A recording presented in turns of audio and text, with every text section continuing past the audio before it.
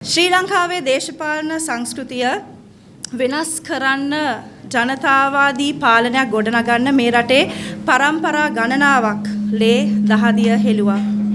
අපි හැමෝටම සමහර අවස්ථාවලදී හිතලා තියෙනවා එය හීනයක් පමණයි කියලා. එය ප්‍රාර්ථනාවක් පමණයි කියලා. ඒත් මේ රටේ ජනතාව ඒ වෙනස කළා. ඒක රටේම සිද්ධ වෙනකොට අපේ කොළඹ නගරයේ පුරවැසියන් එක හඬින් කියා සිටියේ මේ පුරවරයත් අපිට වෙනස් කරලා දෙන්නකෝ කියලා. දැන් එය වෙනස් කිරීමේ වගකීම සතු වන්නේ අපි සියලු දෙනාට. ලංකාවේ ධනවත්ම සභාව ධනවත්ම නගරය ඒත් ඒ අතරේ දුප්පත්කම හා අඳුරු පැතිකඩ අපිව වෙලාගෙන තියෙනවා. නගරයේ ජීවත් වෙන ප්‍රජාවට ආලෝකයක් දෙන්න ඒ වගේම නගරයේ එන යන මහජනතාවට කාර්යක්ෂම නගරයක් බිහි කිරීමට දැන් අපිට දැවැන්ත අභියෝගයක් තියෙනවා කියලා මෙතනින් අපි සියලු දෙනාම දන්නවා. අසංවිධිත අක්‍රමවත් ව්‍යාපෘති ප්‍රජාමූලික නොවන වැඩසටහන් තුළින් විශාල ප්‍රශ්න ගොඩක් ඇති වෙලා තියෙනවා මේ නගරේ. ඒවා තීව්‍ර වෙලා තියෙනවා. දැන් මේවා එක එක අපිට ලියා ගන්න සිද්ධ වෙලා තියෙනවා. නගරේ ජීවත් වෙන ප්‍රජාවට අපි මේක කළ යුතුමයි කියන එක තමයි අපේ අදහස.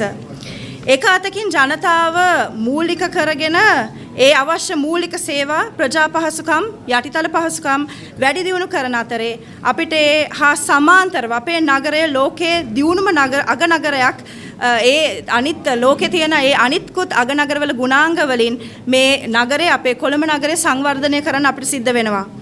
අපේ නගරය අපි පරිසරයට මේ අපේ නගරයේ තියෙන පරිසරයටත් අපි ගරු කරන්න ඕනේ.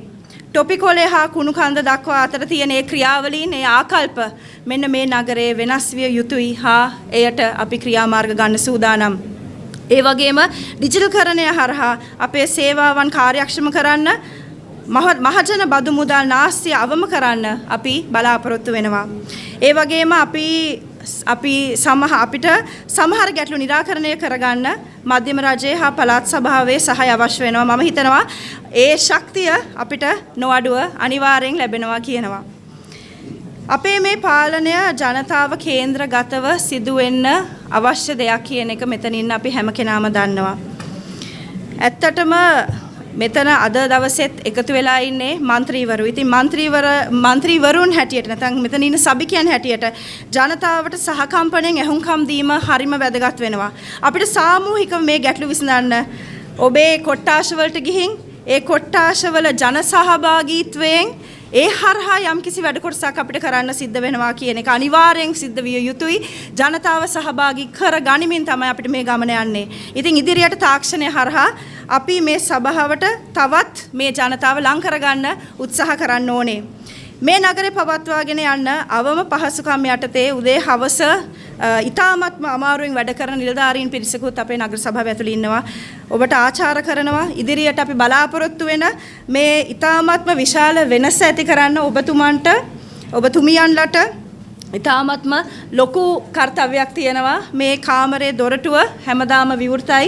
ප්‍රශ්න නම් තියෙනවා. මේ නගරේ ප්‍රශ්න නැතුව නෙවෙයි. හැබැයි හැමදාම අපි මේ ප්‍රශ්න කතා කරමින් විසඳගනිමින් මේ නගරය තවත් ගොඩනගන්න අපිට අවශ්‍ය වෙනවා. ඉතින් අපේ නිලධාර මහත්මීන්ටයි සේවක මහත්මීන්ටයි කියන්නේ එන්න අපි අත්වැල් බැඳගෙන මේ මහජන නියෝජිතය හැටියට අපි මේ ගන්න පියවරත් එක්ක අපිට ශක්තියක් වෙන්න කියන ඉල්ලීම ආදරෙන් අපි කරනවා.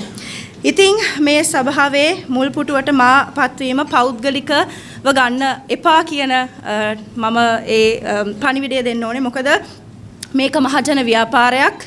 මේක සාමූහික ක්‍රියාවලියක ප්‍රතිඵලයක්. අද මම මේ පුටුවේ ඉන්නේ තනි කෙනෙක් හැටියට නෙවෙයි. විශාල කණ්ඩායමක අවුරුදු ගණනාවක වෙහෙස මහන්සිය නියෝජනය කරමින් තමයි අද මම මෙතන ඉන්නේ. අපේ ජනතාවගේ අභිලාෂයන් අපේ ජනතාවගේ අපේක්ෂාවන් එක්ක තමයි මම මෙතන අද ඉන්නේ. අපේ සාර්ථකත්වයේ තියෙන්නේ පක්ෂපාත ભેදවලින් තොරව අපි 117 දෙනාටම විශේෂයෙන්ම මේ අපි සභිකයන් හැටියට එකට වැඩ කරන්න පුළුවන් නම් විතරයි. ඉතින් මම හිතනවා ඒ අභියෝගය අපි 117 දෙනාම ඒ වගකීම අපිට එලෙසම බාර ගන්න සිද්ධ වෙනවා කියලා. ඒ නිසා දියුණු තිරසාර ප්‍රජාමූලික නගරයක් නිර්මාණය කරන්න ඔබ සැමගේම සහාය මාහට ලබා දෙන විශ්වාසයෙන් මගේ උපරිම ධෛර්ය ශක්තිය අපේ නගරයේ ජනතාව වෙනුවෙන් ලබා දීමට අපි පොරොන්දු වෙනවා. ලස්සන නගරයක ලස්සන ජීවිත ගොඩ නගන්න අපි එකතු වෙමු. අපි වැඩ කරමු.